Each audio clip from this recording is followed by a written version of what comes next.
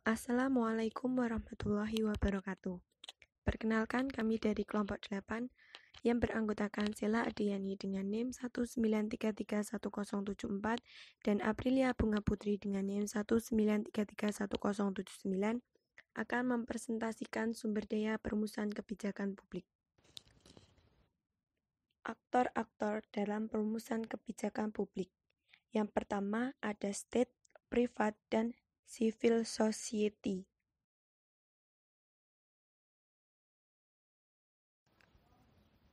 State terdiri dari eksekutif, legislatif, dan yudikatif.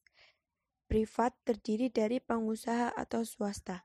Sedangkan civil society terdiri dari 1. Warga negara individu, 2. Partai politik, 3. Warga negara berkepentingan. Aktor-aktor kebijakan publik. Aktor kebijakan publik dibagi menjadi 2, yaitu pemerintah dan non-pemerintah.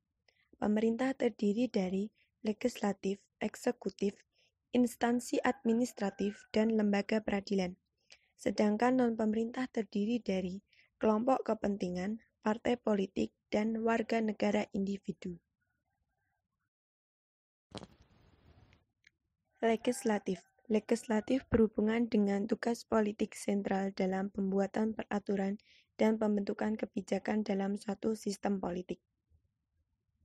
Legislatif ditunjuk secara formal yang mempunyai fungsi memutuskan keputusan-keputusan politik secara bebas.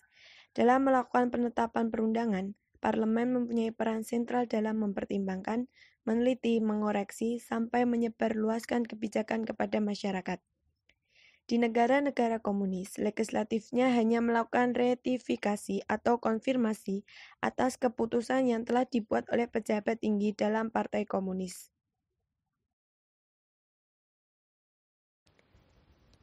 Eksekutif atau presiden. Presiden sebagai kepala eksekutif mempunyai peran yang sangat penting dalam pembuatan kebijakan publik. Keterlibatan presiden dalam pembuatan kebijakan dapat dilihat dalam komisi-komisi presidensial atau dalam rapat-rapat kabinet. Dalam beberapa kasus, presiden terlibat secara personal dalam pembuatan kebijakan. Selain keterlibatan secara langsung, kadangkala presiden juga membentuk kelompok-kelompok atau komunis-komunis penasihat yang terdiri dari warga negara swasta maupun pejabat-pejabat yang ditunjuk untuk menyelidiki kebijakan tertentu dan mengembangkan usulan-usulan kebijakan. Yudikatif. Lembaga yudikatif mempunyai kekuasaan yang cukup besar untuk mempengaruhi kebijakan publik melalui pengujian kembali suatu undang-undang atau peraturan, atau melalui peninjauan yudisial dan penafsiran undang-undang. Tinjauan yudisial merupakan kekuasaan pengadilan untuk menentukan apakah tindakan-tindakan yang diambil oleh eksekutif atau legislatif sesuai dengan konstitusi atau tidak. Bila keputusan-keputusan tersebut bertentangan dengan konstitusi, maka yudikatif berhak membatalkan atau menyatakan tidak sah terhadap peraturan perundangan yang sudah ditetapkan. Yang selanjutnya, instansi administratif. Meskipun terdapat satu doktrin dalam ilmu politik bahwa instansi administrasi hanya dipengaruhi oleh kebijakan yang ditentukan pemerintah, namun saat ini diakui bahwa politik dan administrasi dapat berbaur dan instansi administrasi sering terlibat dalam pengembangan kebijakan publik. Konsep administrasi baru atau New Public Administration, George Frederickson, 1980, tidak lagi membahas dikotomi administrasi publik dengan politik. Dalam masyarakat pasca industri seperti saat ini, di mana keberagaman atau pluralitas menjadi hal yang lumrah, teknis dan kompleksitas masalah kebijakan pun bertambah luas, sehingga memungkinkan adanya penyerahan kekuasaan yang lebih luas secara formal pada instansi administrasi. Terkait hal inilah yang memberikan kesempatan yang lebih luas kepada instansi administratif untuk menjadi aktor dalam kebijakan. Kemudian, kelompok kepentingan. Hampir di semua sistem politik di dunia, kelompok kepentingan mempunyai fungsi mempertemukan kepentingan warga tertentu yang tidak hanya mengemukakan tuntunan dan dukungan, tetapi juga memberikan alternatif bagi tindakan kebijakan. Mereka memberikan banyak informasi kepada pejabat publik yang bahkan seringkali pada hal-hal yang bersifat teknis, mengenai sifat dan akibat yang dapat ditimbulkan dari suatu usulan kebijakan. Dalam hal ini, mereka memberikan rasionalitas pembuatan kebijakan. Kelompok kepentingan merupakan sumber utama pemerintah dalam memproses kebijakan publik. Kemudian, partai politik. Selain berpikir untuk memperoleh kekuasaan, partai politik juga berusaha menghasilkan kebijakan publik yang menguntungkan bagi konstituennya, manakala mereka memenangkan pemilihan umum. Ketika partai politik sudah duduk di parlemen, mereka sering memberikan suara yang berhubungan dengan posisi kebijakan partai.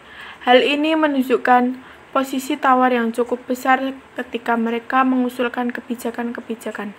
Pada masyarakat pasca modern seperti saat ini, umumnya partai politik memerankan fungsinya sebagai kumpulan kepentingan, yaitu mereka berusaha untuk mengubah permintaan khusus dari kelompok kepentingan menjadi usulan kebijakan atau bahkan alternatif kebijakan. Warga negara atau individu.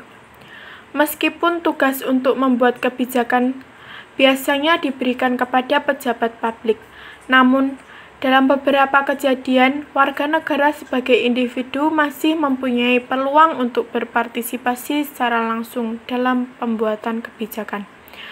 Dalam tata normatif demokratik, warga negara mempunyai kewajiban untuk didengarkan dan pejabat mempunyai kewajiban untuk mendengarkannya. Aktor-aktor kebijakan dalam pemerintahan di Indonesia. MPR, peran dan wewenang menetapkan Undang-Undang Dasar dan menetapkan TAP MPR.